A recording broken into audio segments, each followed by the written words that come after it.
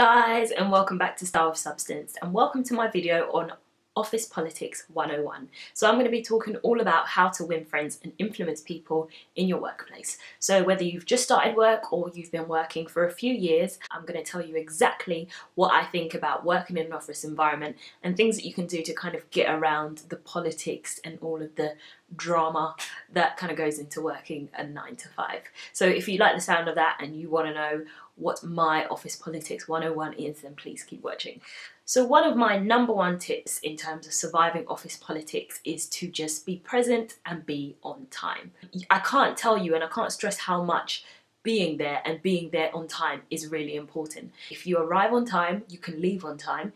And if you are present, it means that people don't have the opportunity to really talk about you behind their back without really going out of their way to do so. So being present and being on time is key, particularly if you're in your first few weeks, days, months of starting a new job. You want to leave a good impression and you want people to think that you're a professional and that you're dedicated to what you're doing. And to be honest, if you are present and on time for your first 6 months, even if you kind of fall off a little bit after that, people tend to forget. They always see you as they've perceived you in your first sort of probationary period. So whatever you do within that first 3 to 6 months will kind of stick with you.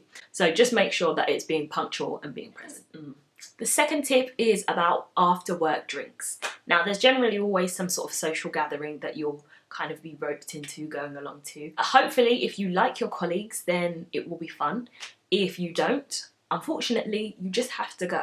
There is something to be said about going out and seeing everybody a little bit tipsy, a little bit drunk sometimes. That really makes you all kind of get to know each other and really bond, particularly if you're all a new team. But if there's just one of you who's a new member and it's you, then you really want to make an effort to attend the sort of work functions or social events. It puts you on the same level as everyone else and it kind of helps them get to know you a little bit more and see what you're really about, because you can't necessarily be 100% yourself in the office now, can you? But when you're out at a bar and you're socializing after work, you can kind of be a bit more relaxed, you can be a bit more free, tell them about yourself and just really show your personality. So it's important that you try to go at least to the first few and let people get to know you and for you to get to know people. And you'll find that the environment in the office the next day and the days to follow are a lot less tense and people kind of see you and you kind of see other people as just people and humans rather than work robots. The problem with not going means that people generally tend to class you as being unsociable or being the boring one or having something to hide. I don't know why, but that's just what you get branded with, particularly if you're turning down invite after invite after invite. At least try and go to the first 2 and then after that, you know, make your excuses where you need to make your excuses. But every now and again, just make an appearance. The third tip is also on after work or outside of work socializing. It's very crucial to conduct yourself in a certain way. Now, obviously, you're likely to be drinking, particularly here in the UK. The drinking after work thing is apparently a thing. I prefer to eat after work because I'm hungry, but drinking apparently is the thing. So whether you're having a glass of wine, a cocktail, you know, something stronger than that, you need to know your limit, because what you don't want to do is be the one person that kind of goes way over the level of acceptability and everyone else is just looking at you like, you don't want to be that guy. So know your limit, and if you feel yourself getting a bit tipsy, just leave. There is nothing worse than kind of just thinking, you know, everybody else is drinking, so it's all well and good, and then going and saying something and offending someone who you have to see every day. And that's just the thing. You have to remember that these are people you're going to see more than you see your family, your spouse, your kids, whoever. So what you say around them and how you are around them is crucial to basically your everyday life. So know your limit, and when you get to your limit, leave. My fourth tip is about what you keep on your desk, which interestingly enough, I've discovered in my last 2 or so years of working is going to be a topic of conversation. People are nosy by nature and they're going to walk past your desk and they're going to be like, oh, what's that? Oh, what's that? Oh, what's that? So if you've got pictures of family, you know, fantastic, keep those around. People will ask you about them. If you've got more questionable things, and people will also ask you about those. I had a mirror on my desk one time because my hair gets out of place quite a lot. You guys know, I kind of do this in a lot of my videos, so I kind of want to see what my hair looks like throughout the course of the day. But the fact that I had a mirror on my desk to be able to do that caused a huge topic of conversation. I think people thought I was really vain. If it's really vain to care about your appearance and to make sure that you're always looking presentable, then fine, I am vain. I thought it was something really acceptable. I have a mirror on my desk here so I can see what I look like in the mornings, and I'm at my desk all day. That taught me that what you keep on your desk will be discussed, whether you're there or whether you're not. So make it worthwhile. I've always considered putting something really controversial on my desk, like, I don't know, a fake lump of poo just to get people talking, but I'm not going to do that. My next tip is to choose your friends wisely. And I say friends because you work with these people day in, day out, several hours a day, so it's likely that you're going to develop a rapport and a friendship with some of them. But if you pick the wrong friend in the office, it's very hard to shake. If you make a friend in the office, this is likely the person that you, if you're a woman, go to the toilet with, go out after work for drinks with, go to lunch with, take tea breaks with. This is someone that you're going to be doing everything with. And if you pick the wrong person and then you kind of realise, I actually don't really like this person, really the only thing we have in common is we like work together or we work in the same team, it's going to be kind of hard to shake them because they're there every day. And if you try to start pulling away, it is really awkward.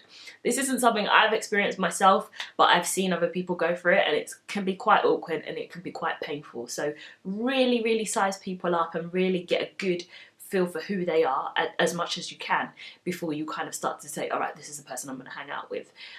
It's for this particular reason why I tend to take my lunch breaks by myself. I'll either go and read a book or go have a walk around in the shopping centre because, ironically enough, my office is above a shopping centre. I'll go have a walk around outside, I'll take a really long lunch break. I just like to spend that time by myself because it's really the only time I get to myself apart from when I'm travelling. But it's nice, quiet time. And I enjoy my own company, so pick your work friends wisely. And then my final tip is really related to your actual job. So this is not so much social politics concerned, it's really about what you're doing. Now, I would say that for most people, you kind of have a goal in mind. You kind of have a career plan, if you like, or an idea of what you want to be doing long term at that organisation or in your career. And I would say, in terms of helping out and being a good team player, I would say do that when it benefits you. Pick the tasks that are going to benefit your career development and your personal development. Don't pick things or don't pick to help out with things that are kind of menial and, I don't know, you don't think that you're going to get much recognition for, to be honest. For example, if you really want to get into editing and, I don't know, video production, then why don't you pick to edit the next marketing video and say, hey guys, I'm just going to volunteer and do this so that we don't have to pay an agency to do this or we don't have to pay an external person to do this. Do that, because that's going to help boost your skills. It's going to be enjoyable for you and people are going to look and say, oh, so-and-so has a really good skill set, let's get him or her to do more and more of this. So pick something like that. But you know, if you don't really enjoy, I don't know, events, then don't volunteer to kind of be at the registration desk signing people in, because as much as you're going to be helping your team out, it's not going to help you out in any way. And unfortunately, if you volunteer to do something once and people know you can do it and do it well, they're going to keep asking you to do it. So yeah, those are my tips on how to navigate office politics, how to win friends and influence people in the office, or not. I hope you found this video useful. It's one I've been wanting to do for a very long time, but I just hadn't gotten round to it because I couldn't really think of what I thought were the key things. At the beginning of this year, I started a new job, so I got to experience what it was like being a newbie again, and it really put me in the right mind frame to kind of think of the things that would go into this video. So I hope you've enjoyed it. If you have started a new job, congratulations. If you're job hunting at the moment, all the best of luck. I upload loads of career related videos normally on a Tuesday, so if you aren't subscribed already then you probably should be. I post my substance videos on a Tuesday, so substance is anything from career, finances, advice, life stuff, and I post my style videos on a Thursday, so that can be anything from beauty, hair, makeup, fashion, whatever. Style with substance, 2 videos a week, and I really love it. So yeah, thank you guys so much for watching. Give the video a thumbs up if you enjoyed it and share it with your friends if you think it's particularly useful, and I'll see you in my next video. Bye!